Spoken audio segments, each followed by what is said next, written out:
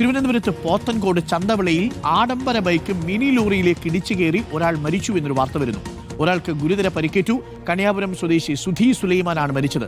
അമിത വേഗമാണ് അപകട കാരണമെന്ന് പോലീസ് പറഞ്ഞു. പ്രതീഷുണ്ട് കൂടുതൽ വിവരങ്ങളുമായി. പ്രതീഷ്, ഇന്നലെ രാത്രിയിൽ നമ്മളൊരു ബൈക്ക് അപകടത്തിന്റെ വാർത്ത റിപ്പോർട്ട് ചെയ്തതാണ്. അതിന് മണിയമ്പിള്ള രാജുവാണ് കുറ്റക്കാരനെങ്കിൽ ഇവിടെ അങ്ങനെയല്ല. അമിത വേഗതയിലെത്തിയ ബൈക്കാണ് അപകടമുണ്ടാക്കിയതെന്നാണ് അറിയുന്നത്. Pratheesh, good morning. എപ്പോഴാണ് ഈ സംഭവം?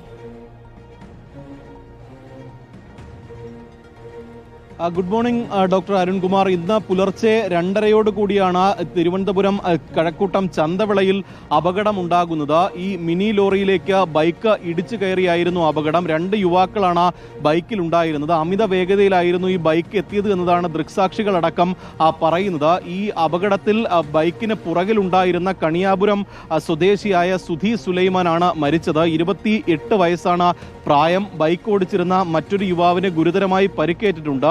ഈ സമീപത്തുണ്ടായിരുന്ന നാട്ടുകാരാണ് പരിക്കേറ്റ 2 പേരെയും ആശുപത്രിയിൽ എത്തിച്ചത്. പക്ഷേ പുറകിലുണ്ടായിരുന്ന സുധി സുലൈമാൻ ആശുപത്രിയിൽ എത്തുമ്പോഴേക്കും മരിച്ചിരുന്നു എന്നതാണ് ആശുപത്രി അധികൃതരിൽ നിന്ന് ലഭിക്കുന്ന വിവരം. ഈ അമിത വേഗതയുണ്ടായിരുന്നു ഈ ബൈക്കിനെന്ന ദൃക്സാക്ഷികൾ പോലീസിന് മൊഴി നൽകിയിട്ടുണ്ട്. പോത്തൻകോട് പോലീസ് ഇതുമായി ബന്ധപ്പെട്ട കേസ് എടുക്കുകയും ചെയ്തിട്ടുണ്ട്. അരുൺകുമാർ. Thank you. പ്രതീക്ഷാണ് വിവരങ്ങൾ നൽകിയത്. തിരുവനന്തപുരത്ത് കഴക്കൂട്ടത്ത് ചന്തവിളയിലാണ് അപകടം. നല്ല റോഡൊക്കെയാണ്, മിന്നിച്ചു പോകാനൊക്കെ തോന്നും. വേണ്ട കേട്ടാ, അത്യാവശ്യം നിയമം പാലിച്ച് തന്നെ പോവുക.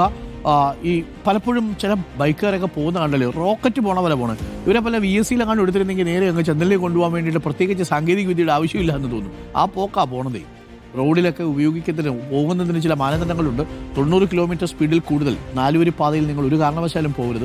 70 കിലോമീറ്റർ സ്പീഡിൽ കൂടുതൽ നിങ്ങൾ MC റോഡ് അടക്കമുള്ള സ്ഥലങ്ങളിൽ നിങ്ങൾ വാഹനം ഒരിക്കലും വേഗത എടുക്കരുത്. ഇതൊക്കെ ചിലപ്പോൾ ഇങ്ങനെ കത്തിച്ചു വിട്ട് പോകണം തോന്നും. നമ്മുടെയൊക്കെ റോഡുകളിലെ അപ്പുറത്തും ഇപ്പുറത്തേക്ക് ഒരുപാട് കുഞ്ഞു വഴികളുണ്ട്.